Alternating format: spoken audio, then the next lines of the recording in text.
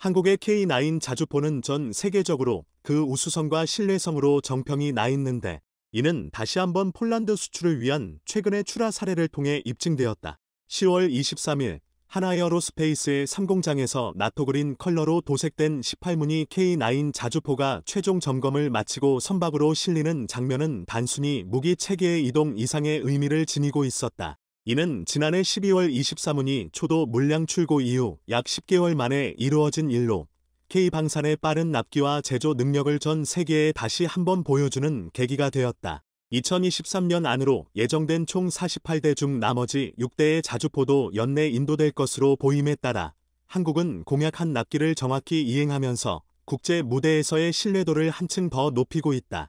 한 해 동안 24대의 자주포를 제작하여 인도한 것은 대량 생산 능력과 빠른 배송이 가능한 군사 산업의 역량을 증명하는 결과이다. 특히 이러한 빠른 납기는 폴란드 내에서도 큰 화제가 되고 있으며 일부 폴란드 네티즌들 사이에서는 지난해 도입된 K9 자주포의 빠른 납기와 성능에 대한 긍정적인 평가를 바탕으로 한국의 방산 제품에 대한 인상이 매우 좋다는 반응을 보이고 있다. 뿐만 아니라 K9 자주포의 품질과 성능은 폴란드의 국방력 강화에 핵심적인 역할을 할 것으로 기대된다. 폴란드는 나토 동맹국으로서 유럽 안보의 중요한 일환으로 동맹 내에서의 군사적 역량을 강화하는 것이 필수적이다. K9 자주포의 도입은 폴란드가 주변국과의 군사적 균형을 유지하고 향후 잠재적 위협에 대응하는 데 있어 중추적인 역할을 할 것이다. 한국의 K9 자주포 수출 성공 사례는 한국 방산업체의 기술력, 납기 이행 능력, 그리고 국제 시장에서의 경쟁력을 잘 보여주는 예시이다. 이러한 성과는 국제 방산 시장에서 한국이 중요한 플레이어로 자리매김하는 데 기여하며 한국 방산 산업의 미래에 대한 긍정적인 전망을 더욱 강화시키고 있다. 굳이 폄하하는 발언을 하기도 하였는데요. 한국은 폴란드 군의 긴박한 상황에 따른 빠른 납기 요구를 수용하여 GF 게필러라는 이름으로 미리 생산된 초도 물량 24대를 보내주었습니다. 사진을 통해서 알 수 있듯 먼저 도착한 K9 자주포는 흰지렁이가 그려져 있는 한국군 도색으로 칠해져 있죠. 즉 진정한 한화 에어로스페이스의 납기 실력은 이번에 배송되는 K9에서부터라고 할 수 있는데요.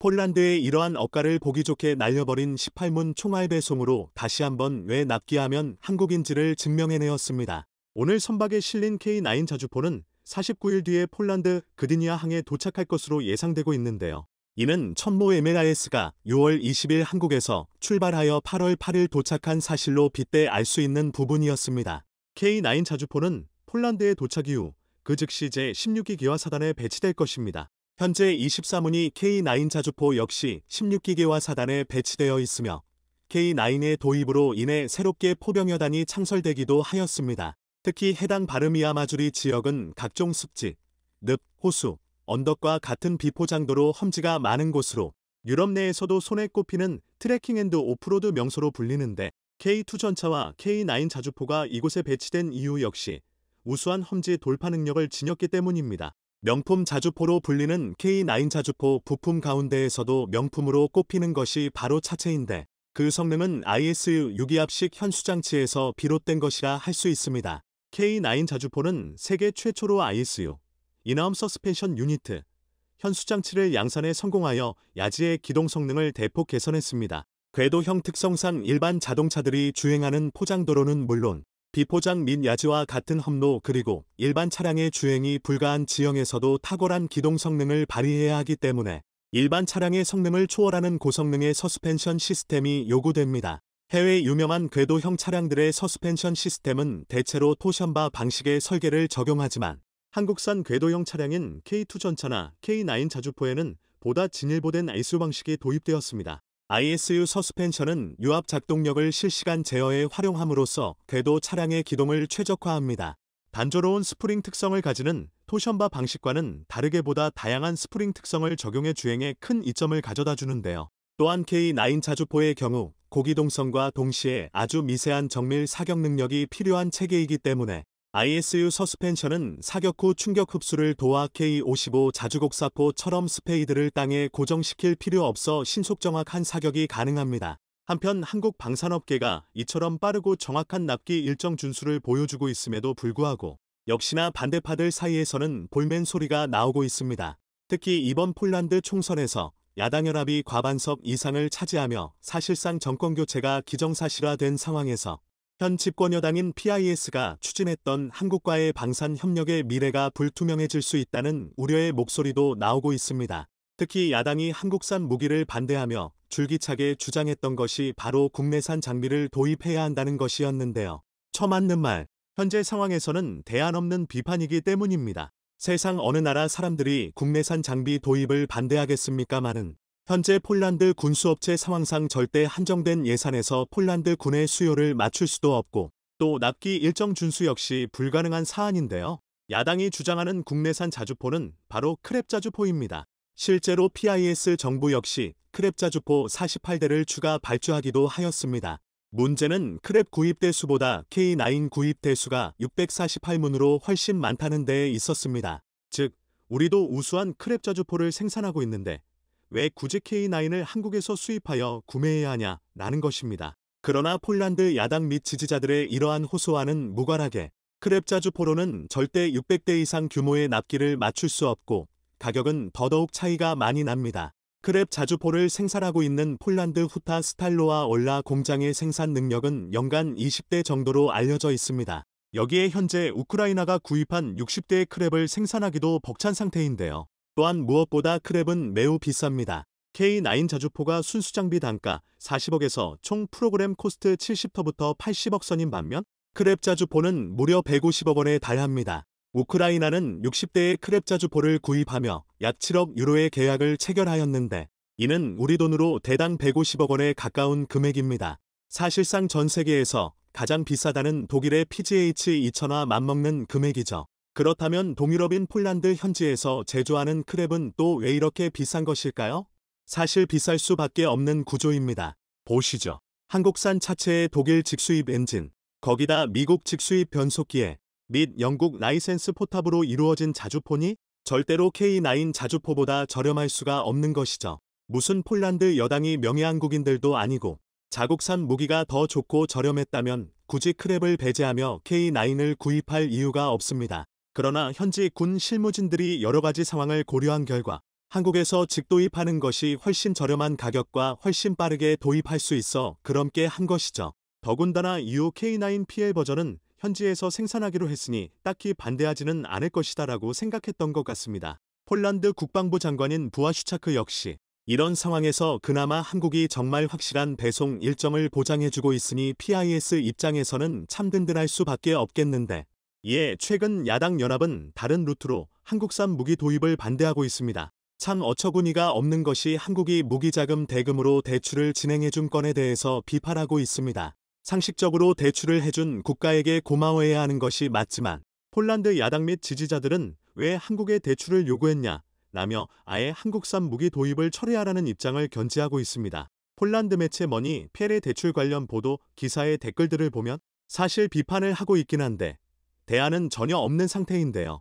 군비는 증강하고 싶고 돈은 없는데 여기에 대출도 받지 말라 한다면 전쟁 시 곡괭이 들고 싸우는 수밖에는 없을 것입니다. 이런 상황 가운데 최근 충격적인 소식이 전해졌는데요. 폴란드가 한국에서 대출을 받을 수밖에 없었던 보다 구체적인 이유가 나왔습니다. 안 그래도 의아하긴 했었죠. 폴란드는 우크라이나 전쟁 발발 후 빠른 무장을 위해 국방 예산을 GDP 대비 2.5%에서 4% 끌어올리면서 예산을 확보했었으니까요. GDP 대비 4%의 국방 예산은 NATO 국가 중에서 가장 높은 수준이기도 합니다. 대략 37조 원이라는 나름 넉넉한 국방 예산을 지니고 있는 폴란드였지만 생각지도 못한 곳에서 구멍이 발생했습니다. 최근 폴란드 싱크탱크 아어지의 조사 결과에 따르면 즉 한마디로 폴란드가 예상치 못한 대출을 실시한 데에는 자국에서 도입하기로 한 국산 장비들의 기하급수적인 단가 폭증이 영향을 끼쳤다는 것이죠. 그렇다고 현 정부가 우리 무기가 워낙에 비싸 예산을 많이 소진했다 라고 밝힌다면 그야말로 야당에 좋은 비판거리를 제공하는 것밖에 되지 않으니 이러지도 저러지도 못하고 있는 상황입니다. 무조건 한국과의 방산계약을 성공적으로 이행해야 하며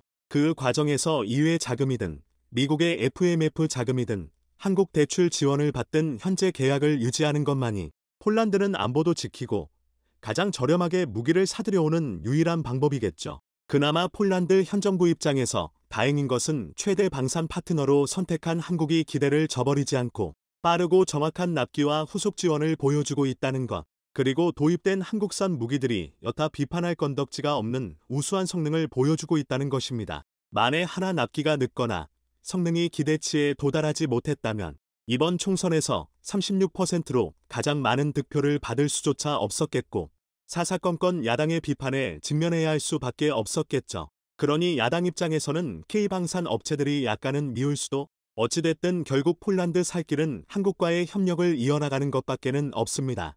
상황이 심상치가 않습니다. 폴란드가 호시탐탐 노려지고 있습니다. 자칫하면 폴란드의 거대한 방산 시장을 뜬 눈으로 강탈당할지도 모릅니다. 이는 대한민국 방위 산업의 치명적인 악재가 될 것입니다. 오랜 시간 와신상담하던 대한민국의 무기 체계는 이제야 비로소 빛을 보기 시작했습니다. 대다수의 전문가도 대한민국 미래 산업의 주역으로 방위 산업을 꼽을 정도인데요. 그런데 이토록 중요한 방위 산업의 성장기에 최대 교류국인 폴란드를 잃는다면 그 여파는 이루 말할 수 없을 것입니다. 어쩌면 대한민국 방위 산업이 회복 불가능한 타격을 입을 수도 있는데요. 가장 큰 문제는 방위 산업이 위태로울수록 안보 또한 흔들린다는 것입니다. 하지만 다수의 매체가 당장의 성과에 눈이 멀어 다가오는 위험을 보지 못하고 있습니다. 오늘은 대한민국 방위 산업과 안보를 강탈하려 하는 숨은 경쟁자에 대해 알려드리겠습니다. 그동안 대한민국 방위 산업은 두드러지지는 않았지만 꾸준한 성장을 거듭해 왔습니다. 그러던 2022년 폴란드와의 대규모 방산 계약을 기점으로 전 세계가 인정하는 무기체계 시장의 신흥 강국으로 떠올랐습니다. 일각에서는 이를 두고 대한민국이 단지 운이 좋았을 뿐이라고 폄하하는데요. 우크라이나 전쟁을 계기로 폴란드를 포함한 전 세계가 군비 확충에 돌입했고 세계 방산 시장에 전에 없던 대호황을 맞이한 덕분에 대한민국이 특수를 누릴 수 있었다는 것입니다. 그러나 적어도 한 가지 확실한 건 준비되지 않은 자에겐 행운이 찾아오지 않는다는 것입니다. 공교롭게도 전쟁 특수를 누리게 되긴 했지만 대한민국이 이러한 성과를 거둔 것은 일시적인 운이나 반짝 효과가 아니라 어려운 상황에서도 계속되었던 끊임없는 도전과 오랫동안 이어져 온 기술 개발, 휴전 국가라는 특수성이 만든 멈추지 않는 생산력이 결합된 결과물이었습니다.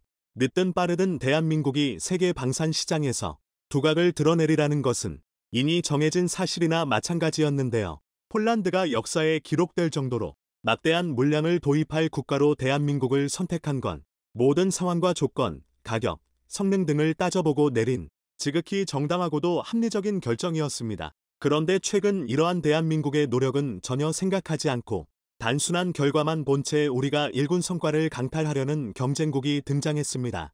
심지어 이 나라는 대놓고 폴란드를 빼앗으려 들고 있는데요. 얼마 전 폴란드의 제18기계화 사단은 K9 자주포의 첫 실사격 훈련을 진행했습니다.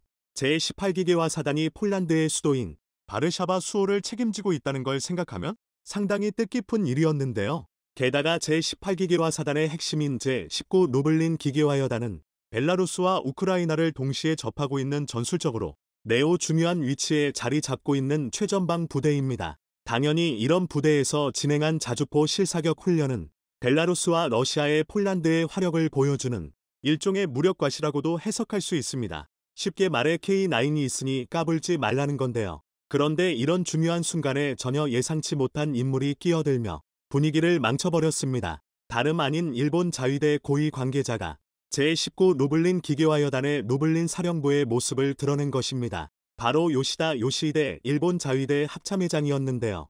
심지어 요시다 합참의장은 나이문트 안드제이차크 폴란드 참모총장과 만나 무명용사의 묘를 찾아 헌화하는 등 각종 프로그램을 함께했고 회담을 진행했는데요.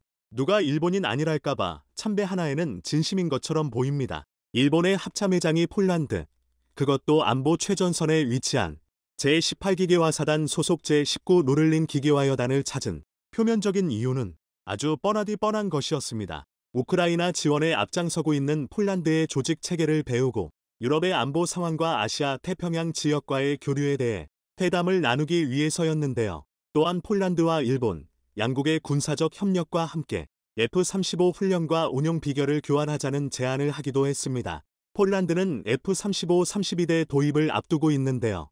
하지만 오랜 시간 동구권 무장 체계를 사용해왔던 만큼 서방 전투기 중에서도 기술적으로 최선도를 달리고 있는 F-35에 적응하는데 쉽지만은 않을 것입니다. 최대 147기의 F-35 도입을 계획 중인 일본은 이를 포착하고 자신들이 폴란드의 적응 훈련을 도와주겠다며 팔을 걷어붙인 것입니다. 정말 뜬금없는 오지랖이 아닌가 싶은데요. 사실 요시다 합참의장이 폴란드까지 찾아간 데에는 그의 상황은 숨겨진 이유가 있습니다. 우선 수도인 바르샤바도 아니고 노블린에 찾아갔다는 점이 중요합니다. 노블린은 폴란드, 나투아니아, 우크라이나가 러시아에 대항하기 위해 삼각동맹을 맺은 장소로 상징성이 매우 큰 지역입니다. 심지어 우크라이나가 루를린 삼각동맹을 시작으로 나토, EU 가입에 본격적인 시동을 걸었기 때문에 폴란드뿐만 아니라 전 유럽의 시선이 집중되는 곳이기도 한데요.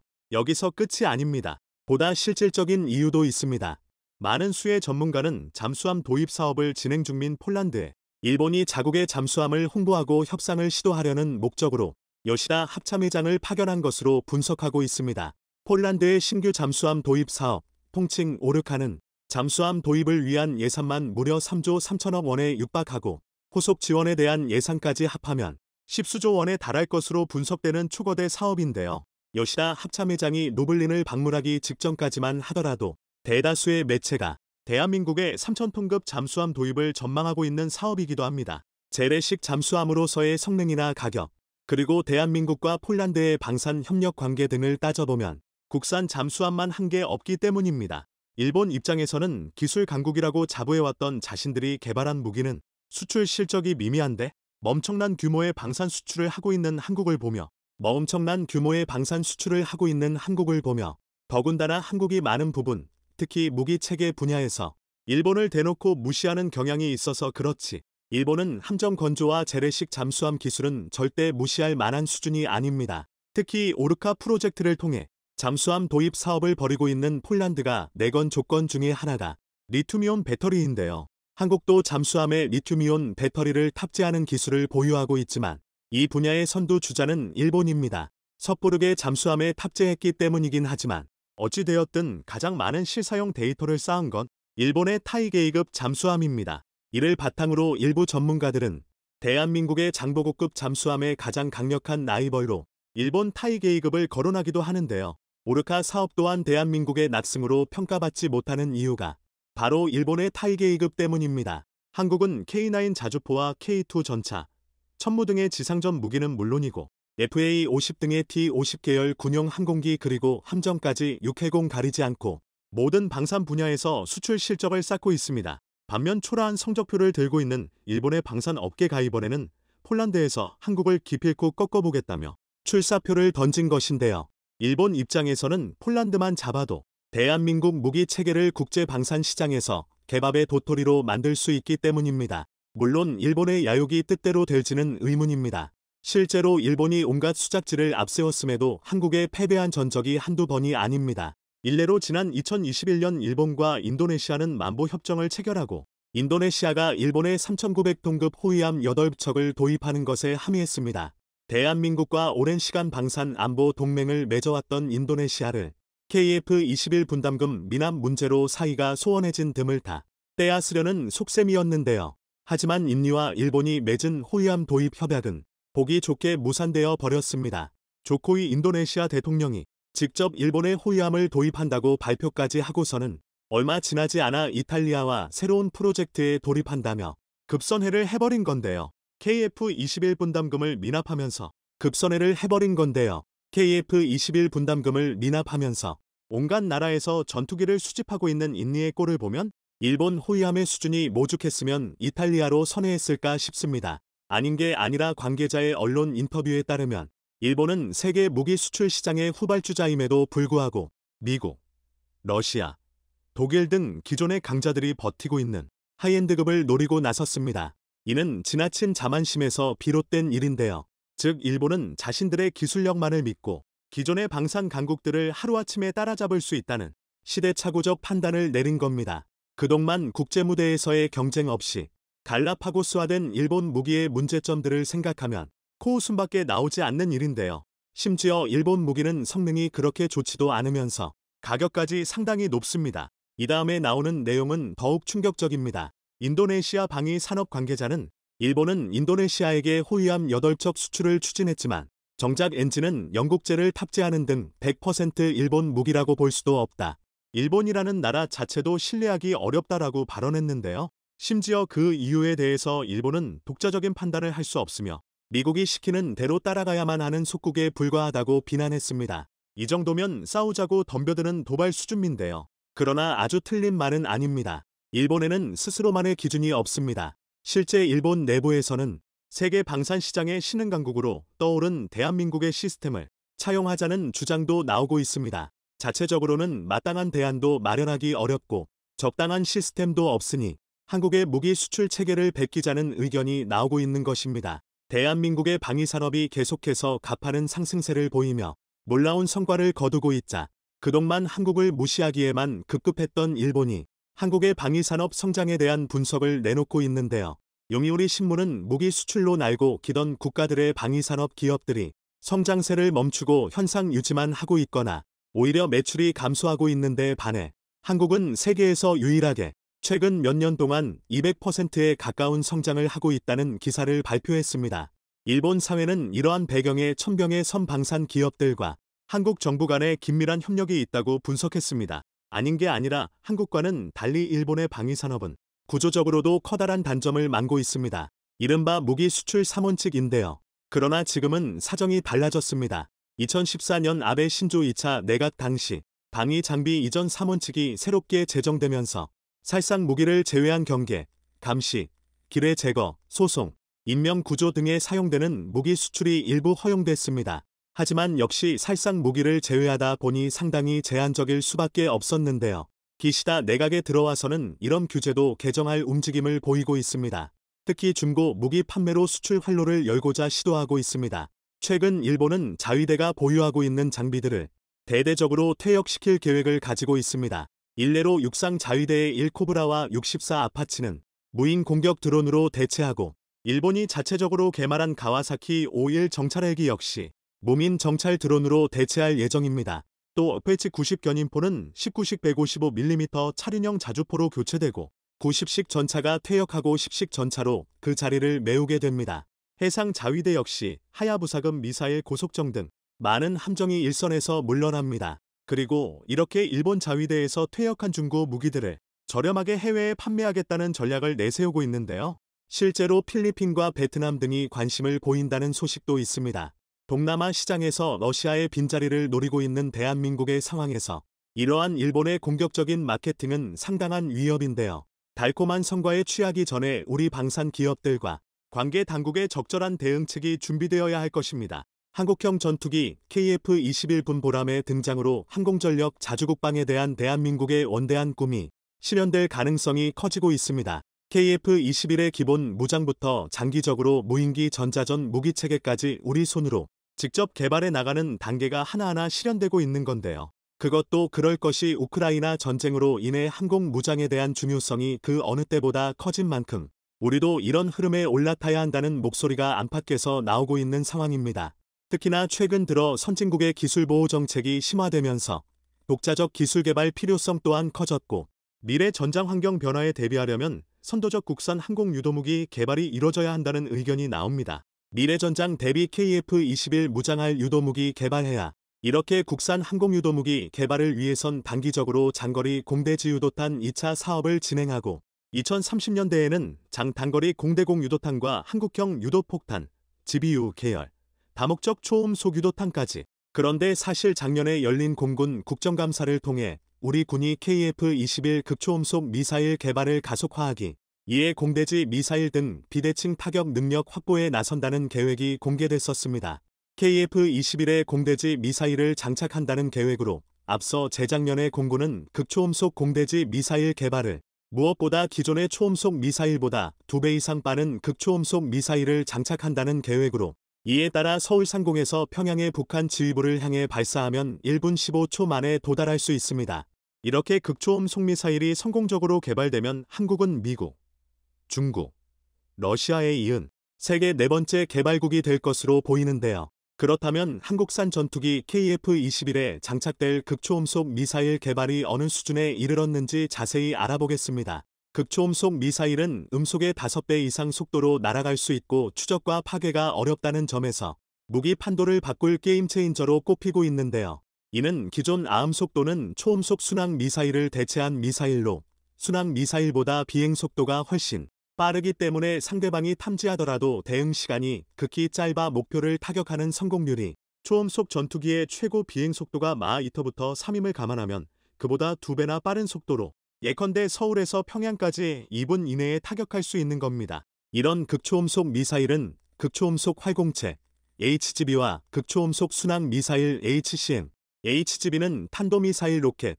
고고도 항공기를 이용해 일정 고도까지 상승한 후 항공기에서 발사돼 활공비행으로 목표를 타격합니다. 반면 HCM은 초기 가속을 위한 부스터와 이후 속도를 유지하기 위한 램제트와 스크램제트 엔진을 사용해 극초음속으로 비행해 목표를 타격하는 원리로 차이가 있습니다.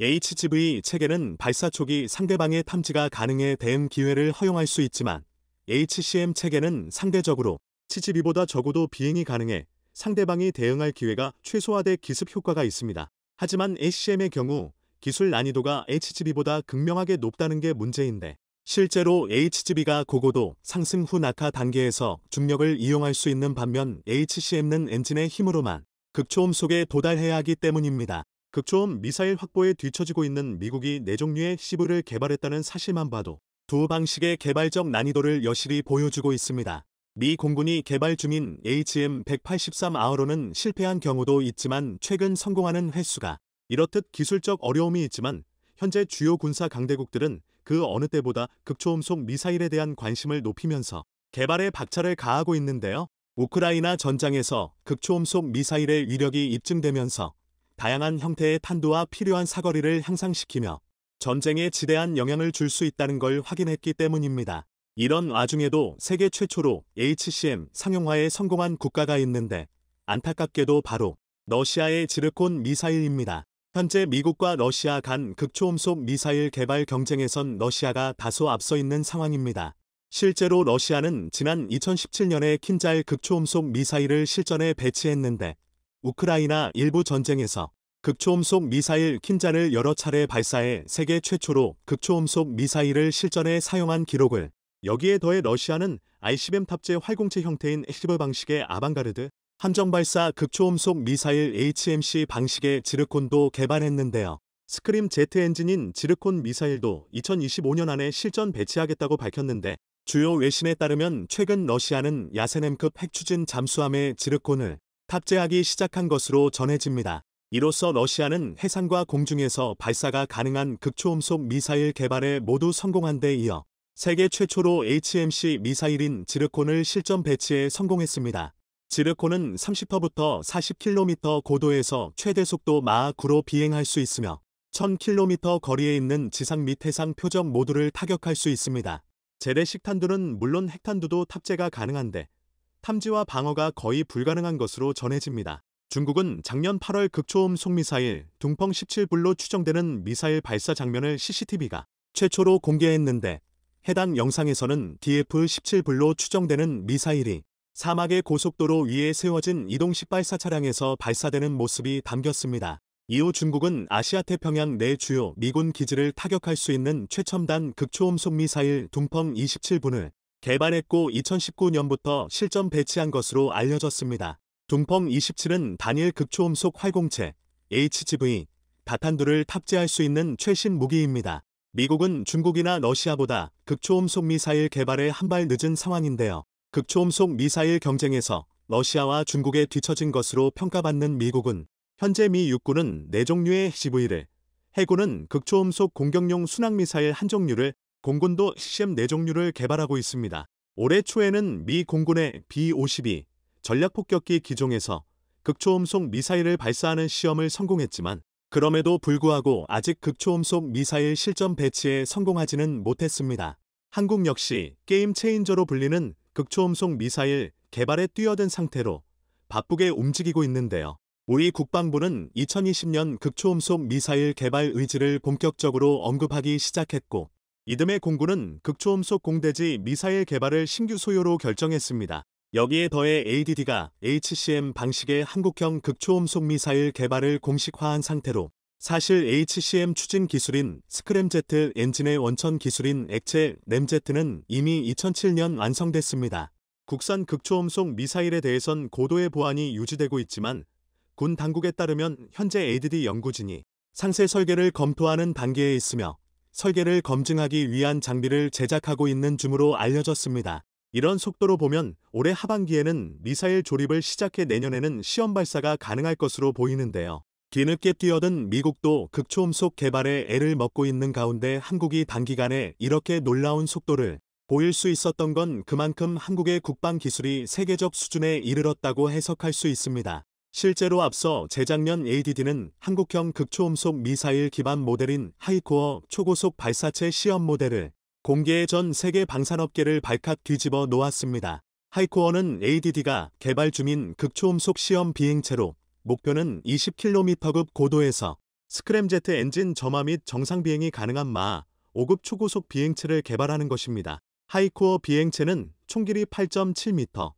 중량은 2.4톤으로 올해 안흥 시험장에서 비행시험을 수행할 계획으로 알려졌습니다. 하이코어는 첨단 기술이 엄청나게 집약됐는데 한국은 2004년 러시아 엠프 마시노스트로에니아 사로부터 T-800 야운트 초음속 미사일에 사용되고 있던 램젯 기반 기술을 도입하면서 순조롭게 개발을 진행할 수 있었습니다. 지금이라면 도입 자체가 불가능할 정도로 핵심 기술이지만 당시 러시아 정부도 손을 놓고 있었기에 상대적으로 저렴한 비용을 지불하고 기술을 확보할 수 있었습니다. ADD는 이렇게 입수한 러시아 기술을 바탕으로 마하 3의 속도를 낼 수 있는 야운트급 초음속 순항미사일 개발을 완료했고 마하 5의 이상의 하이코어 개발에 다다를 수 있었던 겁니다. 하이코어 테스트 비행이 성공한다면 대한민국은 극초음속 미사일 개발 완료까지 절반의 성공을 거두게 될 것으로 보이는데요. 더 나아가 대형 무장을 장착할 수 있는 KF-21의 체계 개발이 끝나는 2026년에는 국내 기술로 만들어진 각종 무장들과 극초음속 미사일, 초음속 미사일에 대한 본격적인 동합 테스트가 이뤄질 것으로 전망됩니다. 이뿐 아니라 425 위성 사업으로 수평선 너머의 목표물 탐지 능력까지 보유하게 된다면 극초음속 마사일 요격도 가능할 것으로 보이는데요. 425 사업은 북한 미사일에 대응해 고성능 영상 레이더, SAR 탑재 위성 사기와 전자광학 적외선 탑재 위성 1기 등 정찰위성 5기를 확보하는 내용입니다. 그런데 우리 군의 첫 정찰위성 425 위성 1호기가 오는 11월 미 반덴버그 우주군 기지에서 우주로 향할 예정이라고 하는데요. 2025년까지 총 5기를 전력화하는 425 사업이 순조롭게 진행되고 있는 것으로 여기에 더해 최근 우리 군은 아이외 425 위성 1호기에 위성망 국제등록 동고서를 제출했습니다. 이렇듯 425 위성은 북한의 도발 징후를 미리 탐지해 대응하는 선제 타격 체계, 이른바 킬체인의 눈 역할을 담당할 채비에 들어갔습니다. 여기에 더해 한국은 KF-21 엔진 개발에 본격화하면서 엔진 개발에 필수적인 항공기용 APU까지 국산화할 준비를 하고 있는데요. APU는 항공기에 보조 동력을 공급하는 장치로 항공기 엔진을 켜거나 엔진이 꺼진 상태에서 기내 전력을 공급하는 장비입니다. APU는 일정 고도에 올라서 순항 상태에 도달하면 주엔진의 전기 공급을 맡기고 꺼지는데 이때 최소한의 동력을 기체에 제공하기 때문에 필수적인 장비로 꼽힙니다. 이렇듯 한국은 미래 전장 대비하기 위한 여러 가지 준비를 하고 있는데요. KF-21의 핵심이 될 한국형 극초음속 미사일이 하루빨리 공개됐으면 합니다. 오늘 준비한 소식은 여기까지입니다.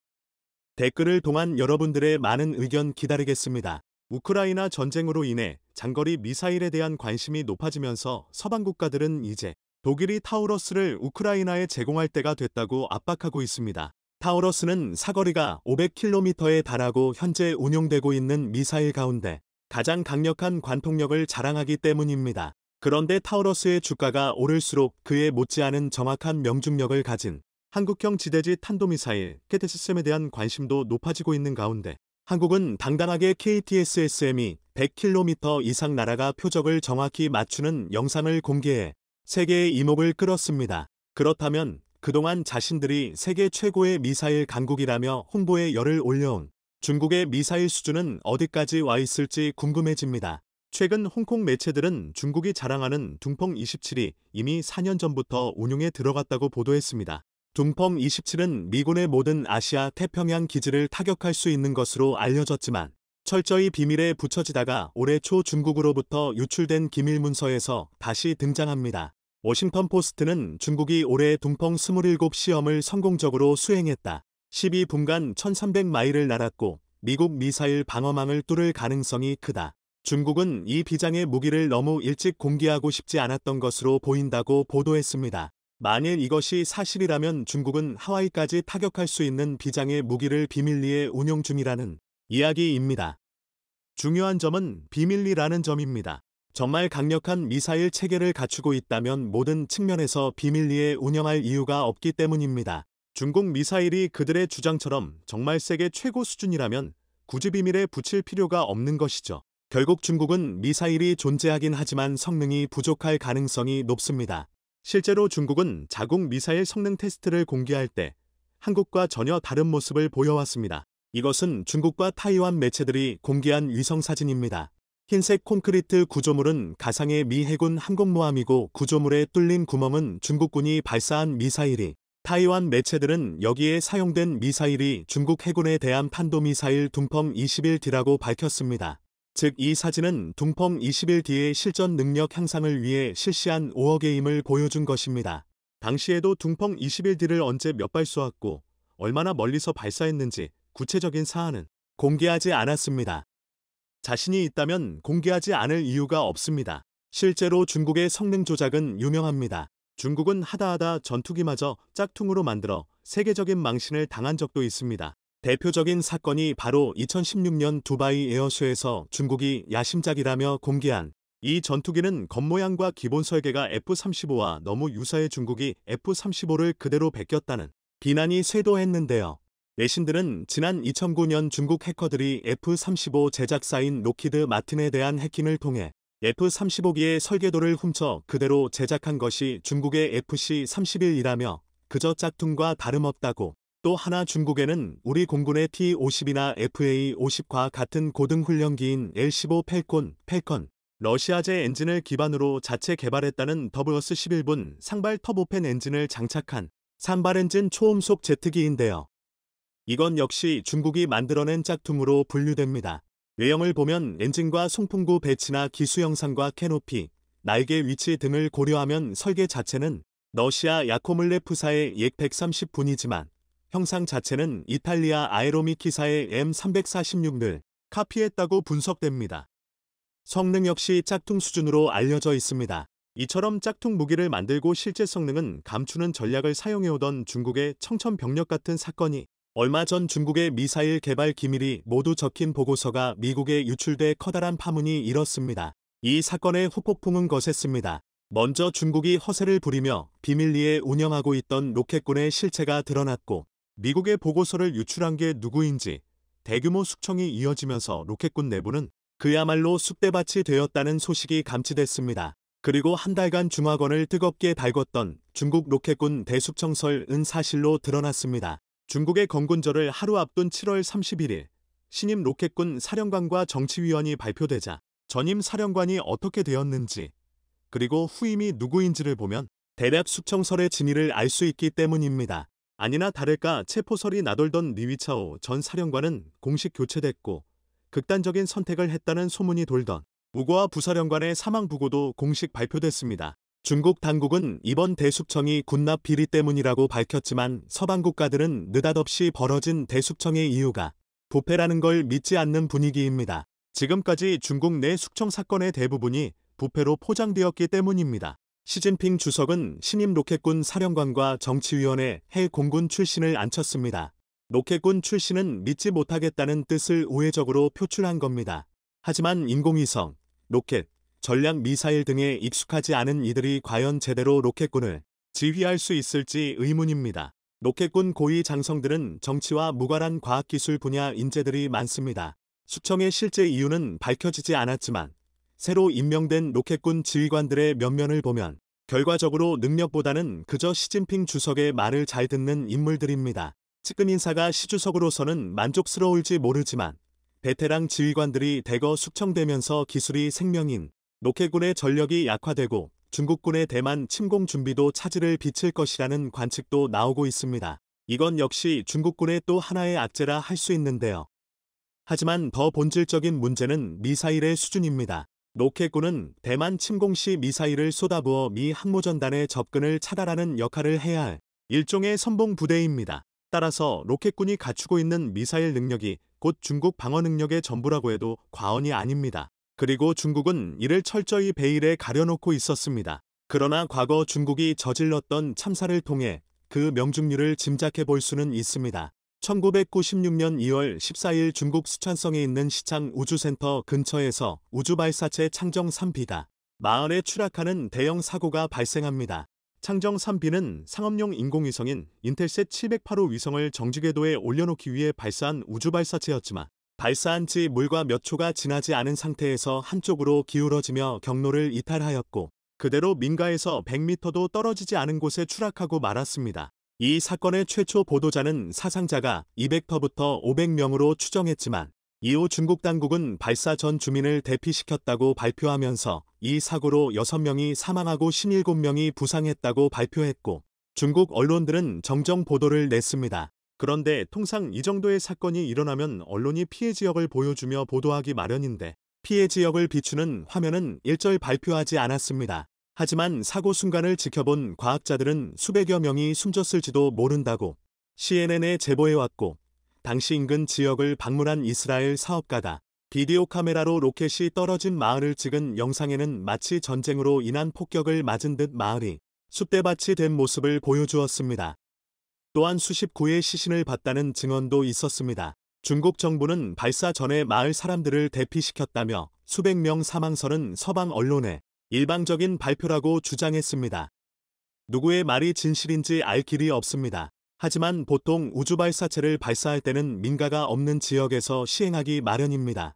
미국은 바닷가인 플로리다 해안에 로켓 발사기지를 따로 만들었고 중국도 최초로 건설한 주취한 우주기지는 거주민이 없는 내몽골 사막 한가운데에 있었습니다. 하지만 이 사고가 일어난 스촨성 시창우주기지는 중국과 소련의 관계가 아주 악화되었을 때 당시 중국은 소련과의 국경 분쟁 이후 소련과의 전면전을 염두에 두고 국가 중요시설을 국경선에서 거리가 먼 내륙지대로 급하게 이전하기 시작했습니다. 이때 각종 무기공장, 과학기술연구기지 등이 스촨성의 졸속으로 건설됐는데 시창우주기지도 그중 하나였습니다. 급하게 만드느라 안전 문제는 크게 고려되지 않았던 것인데요. 건설 당시의 국제정황이 그랬다지만 이 역시 중국의 안전 불감증이 일으킨 사고라고 밖에 몰 수 없습니다.